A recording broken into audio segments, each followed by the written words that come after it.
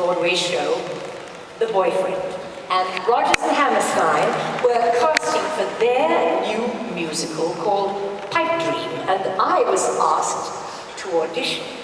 I remember standing on the stage with just an accompanist at the piano beside me and peering out into the darkness of the theatre, which seemed awfully empty. And I sang an excruciatingly high song with a massive cadenzas, and I belted it out as loudly as I possibly could because I really wanted to impress. And when I had finished, Mr. Rodgers himself came up on the stage to greet me. And he said, "That was absolutely adequate." And then he smiled, just to show me that he was teasing. He asked if I had auditioned for anybody else that season, and I brightly replied, "Oh, yes, yes. I just sang for Alan J. Lerner and Frederick Lowe. I think they are adapting George Bernard Shaw's Pygmalion into a musical."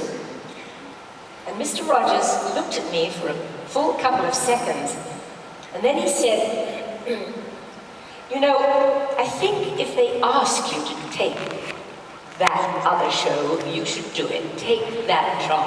He said, "If they don't ask, I would like you to let us know, because I think we would very much like to use you for Pipe Dream." Well, I was asked to do that other show, which of course turned out to be My Fair Lady, and I am forever grateful to Mr. Rodgers for his guidance and generous advice. And the wonder is that about 18 months after that, I did go to work for Rodgers and Hammerstein.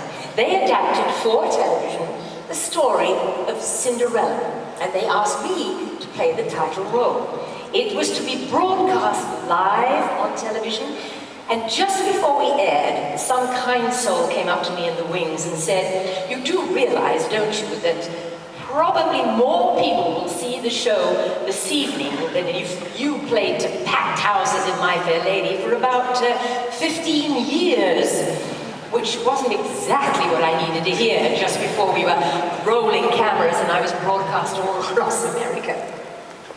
However, we were a big success. The evening was wonderful. And I was later told that more people saw the show